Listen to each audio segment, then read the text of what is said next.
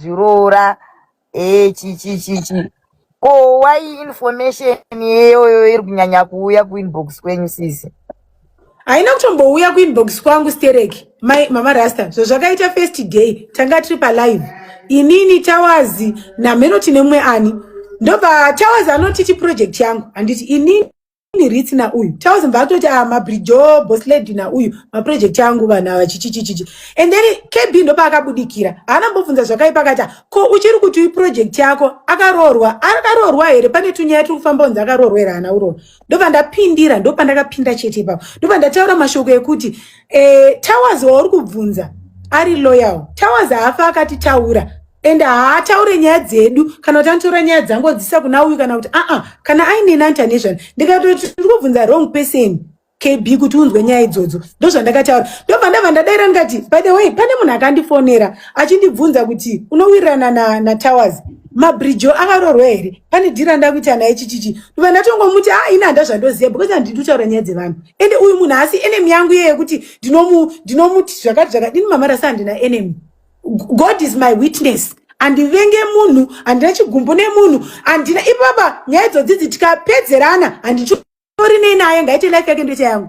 Muri kunzwisisa? Saka ndo mashoko andakapindira inini ndikati munhu aitaura kuti hanzi ari kunzwa kuti haana kuroorwa. Mukaenda palive yaKB that only part yakarekodwa ndo yega yakataurika. Hapana zvimwe andambotaura ndichienda fedha nenyaya yake onechi. Saka inyaya yekuti iwewe unoya palive pangoswa nditi munozotakasvika kati ndangokwirira pana ndibvunze boss lady kuti moda mari kuti musiyane nezita rangu. Muri kunzwa? Ndobva ndatoseka. Muri understand because nekuziva kuti ina ndakutaura zvinhu zvakaipa ndakafunga kuti the way andata sei yauya panapa ari kutongojoka. Saka pato paye akati ndogona kukukwirira bhazi ndikaenda kumamisai. Uri kunzwa? Ndobva ndaseka futi mukatsvaga live yo yakarekodwa iripo achinitaura izvo. Ndatoseka ndifunga kuti majokes. Papaye ndopa akazotanga kutaura kuti anyway ndinokuremerai. Pakuzonotaura zvekundiremera ndipanaka muti unondiremera pakai zvikanzi imimi munondiremera pakudana nevana vadiki. Akambona chidana nevana vadiki ane proof here kuti ndadana nevana vadiki. Alright anounza zvekuti inini ndodana nevana vadiki ko iye aida unoroorwa nechembere ikamusiya asina mubvisira mari ari panapa achitaura kuti am 26 years old. Baba wewe vane makore mangani? Ndopa ndiri kudzoka ipapo boss lady pamuri kuti akaroorwa nechembere kamusiya kuti why you une information yekuroorwa kwake akazosiiwa. Mama Rasta ndiananga siri kuiziya nyaya iyoyo.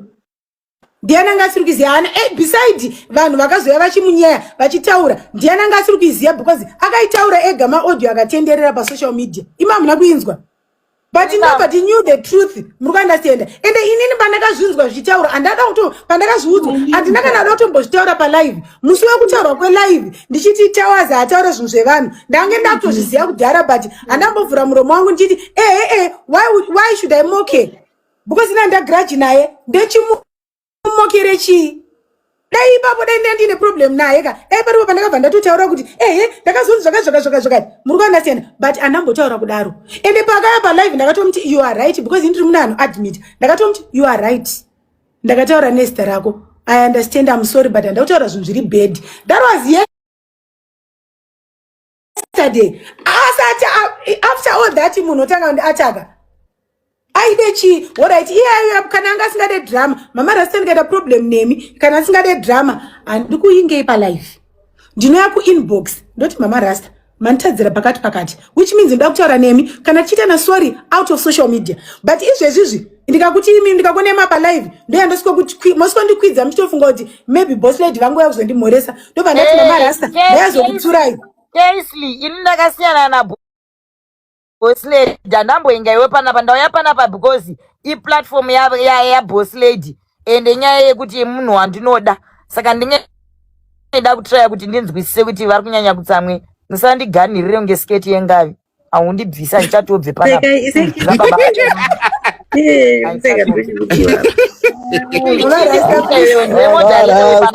Chindibvisa ilive yako iwewe chindidonedza kuti moyo wako ndikachokuitai moderator. Kune vanhu vari panapa vanongoda kungouya muchiataka inini vanhu vacho I'm trying to understand sevanhu ndinoda vese kuti ndinzwisise kuti vari hamuna zvamambotadza mama rasta vanhu vakawanda vagone kutoita zvamaita izvozvizvi kumwe yazokwanisa kutomisa boss lady kuti boss lady ngaisiye matambo zvakwana motoda kundondimhupukira zvechiwaya handidarikwe zvechitsaga kaini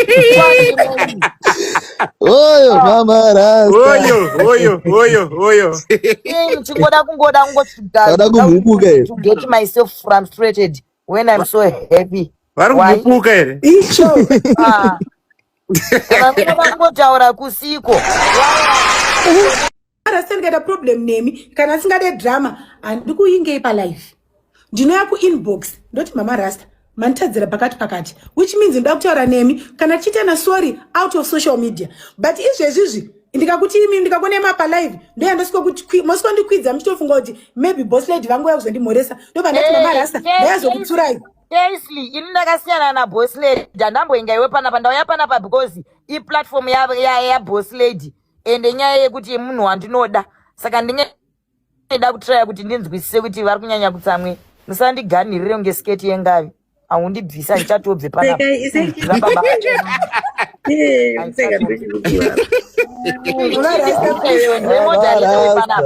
indibvisa ilive yako iwewe chindidonedza kuti mwoyo wako kune vanhu vari panapa vanongoda kungouya muchiataka inini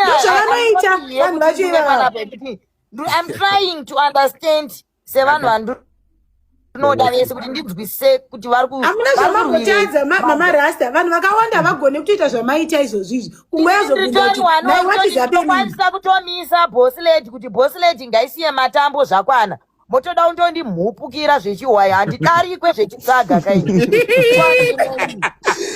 oyo mama rasta oyo chingoda kumhupuka here to get myself frustrated when I'm so happy vari kumhupuka here icho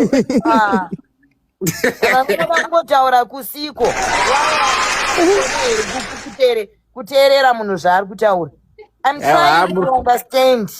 Muri kupedza mama rasta aiwa ipapo ichokwadi ndokwanisa kutoadzora kuti vauya kuzondibvunza vayozondibvunza ini vanhu mukudairire chinyadza muri kubvunza zvisinei nemi vari kutaura neni ndinova vari kubvunza panoende ndinaaidza musandijambe mahara musandiuone mahara kapanapa iwe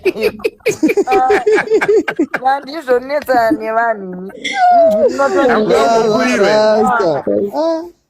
hamusina kumhupuriro here naizva boss lady ini ndangoya panapa nchiti mwana wababa wangu ngaisiye matambo handiti handinoteerera mama rasta aiwa vanhu vandinofolowa mese muri two and I love you zvekutodaro handiti I'm not going to take side for anyone kuti ndingwa ndada kutry to understand kuti ndinzwe side rako side ramabhizi ndozvakaitika mama rasta handina chandawedzera mukaenda henyu paprofile yakb munotsvaga vhidhiyo iri moteerera mukaona paine pandakanga ndiri wrong dzokai munditsure kana kuinbox kana pai ende ndinoita calm down mama rasta inini handirambe kutsurwa ende ini ndogara ndichaura kuti mafans edu ava dai vachitida sekuti unganira kwavanoita vakana uri wrong ngavatsure but so many people vakaona zvakaitwa namabridge vakaona achindiita zvese zvakaita it wasn't necessary palife pangu manditadzira mama rasta ndinouya kuinbox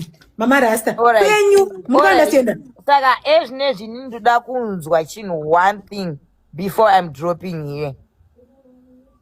Are you still going to continue kutaura nyaya yamabridge or you are going to change topic kutaura nyaya yebirthday? auchange mama rasta zvinozvo zvinombondipa bandiri munhu ndendabhoyekana nemiwo munounderstand apa changondibhowa ndichekuti ndava ndichida kutaura nyaya yebirthday but ndaforwardwa live yake ndikaenda ipapo ndamunzwa ari pakoha hamene munhu anga achimufonera achitaura nezvangu. Why are you tolerating people vachitaura nezvangu? Ini ndikuti yakatopera nezuro mama rasta dai nenga yangu isina kupera dai ndafuma ndichikanda mavideos mukaenda page kwangu handakana video randakanda ndichimutuka ingadai ndafuma ndichikanda mavideos but ndatonga kuti zvakapera ndine birthday rangu ratosvika ndo randandainga vanhu vese vari apa ndo vari mugrupu rangu ratiri kuorganiza rebirthday but zvandibhohwa kuti kwakutoita live achitaura nezvangu nenyaya yei havana kurayirwa vanotaura zvinyadzi ini ndozvitaura zvinyadzi nekuti inini ndini nemunhu ane karekta yake saka zvokunzi anotaura zvinyadzi iwo wakarayirwa its okay. Ngasiyane nekutaura nezvangu mama Rasta. Ezi manditsura mama Rasta ndisiyane nazvo na iye mutsure ngasiyane neni. Ini ndataura naye. Ndichataura naye Bridget. Kana ngati isiye matambo ngaisiye matambo because inini mama Rasta nezuro ndakafonera munhu akanditi anondikwirira bhazi ayozondimamisa. Mama Rasta upenyu hwangu hwese I've never challenged anyone. Mama Rasta imimi mune small body muri mutete I will never challenge you. Muri kunzwa ndichikujaja ine kuti muri mutete akanditaura kuti hanzi ndokukwirira bhazi ndikazokumamisa. Ndikanga ndafonera cousin yangu ndiri palive kuti tenga ticket but akanzwa noise. Makusena azofuma achinditi ndakafunga kuti you are just acting wakatsamwa wati I did not buy but I bought the ticket. Inini rekwenda kuSA ndada kumuendera ndimungomuti ngaandimamise. Never say kuti unorova munhu. Never. Inini mupenyu wangu handikwanise kuudza munhu kuti ndokumamisa because handisi kujaja munhu. Handikwanise kuudza munhu kuti ndokumamisa. Boss lady, I'm saying right now, before I'm dropping tachirungu ndakutaura English mwana wa baba. Matochigona before I'm dropping, that's perfect. Yes. Ndikuda kuti mundipo mari yekuti ndogadzirwa mazina angu achenese enyu. Ayo first of all ini mama Rasta ndakakuti uya kushop mukati muri kuya makauya. Yarara asandasvika inzwai. Ipapa ndovhera yanga yakandibata zvisingaite zvaizvese isati yanyatsopora. Ndichiri mugumbezi yanga yakanditi takarara. Ndosikika needzi yandakabva nayo Cape Town yamunonzwa iyi kunzi ndakanoitakura nebhidha ndakanoenda ari mamonaki matare ndauya nawo saka ezvinonda kuda kufa chaicho mwana wa Murwadzi here mama Rasta vatanga murwadzwa. Vari kupedza.